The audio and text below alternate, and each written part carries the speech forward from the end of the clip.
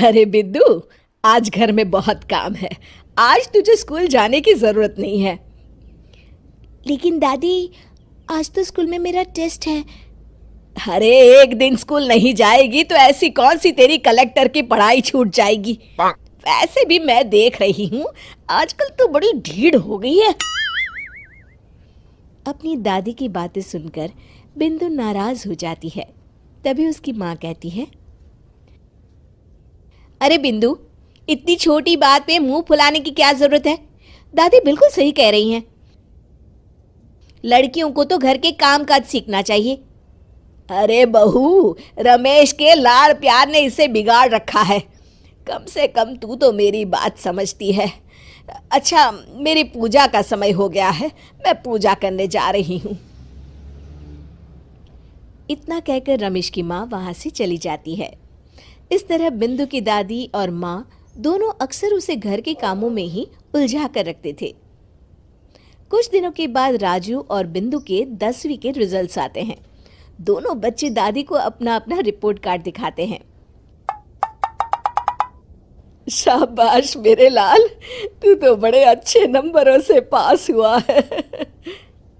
तभी बिंदु कहती है, दादी मैं भी अच्छे नंबरों से पास हुई हूँ।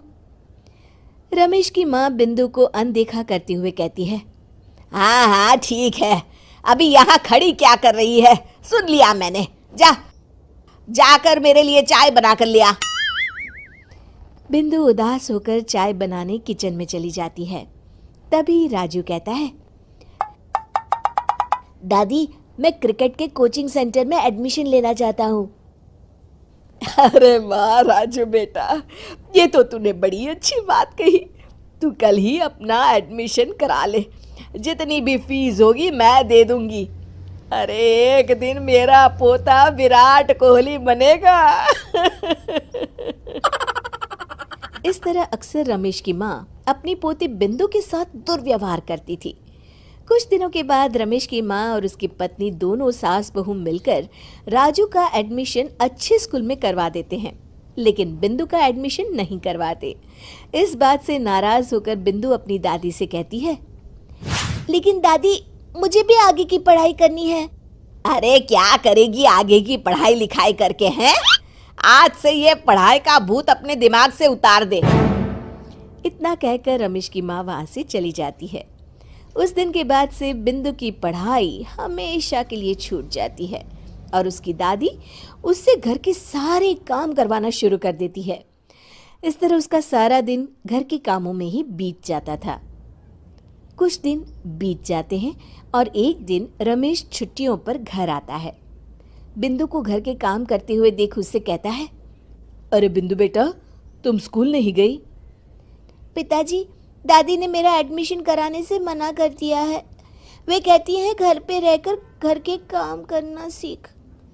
अपनी माँ का ये बर्ताव देख रमेश को बहुत गुस्सा आता है और वो अपनी माँ से कहता है, माँ ये तुमने क्या किया? आगे की पढ़ाई के लिए स्कूल में बिंदु का एडमिशन क्यों नहीं करवाया? अरे बेटा, लड़की जात है, ज्यादा पढ़ लिख कर क्या करेगी? वैसे भी शादी के बाद तो इसे घर के ही काम करने हैं ना। तुम किस जमाने में जी रही हो माँ? अगर कल्पना चावला के घर वाले भी तुम्हारी सोच के होते तो क्या वो पूरी दुनिया में हिंदुस्तान का नाम रोशन कर पाती? इसका स्कूल छुड़वाकर तुम इसका भविष्य बर्बाद कर रही हो, लेकिन मेरे रहते ऐसा नहीं होगा। बिंदु बेटा, कल ही तुम्हारा एक अच्छे स्कूल में एडमिशन करा दूंगा। तुम जितना चाहे उतना पढ़ो। मेरे होते हुए तुम्हें किसी बात की चिंता करने की जरूरत नहीं है।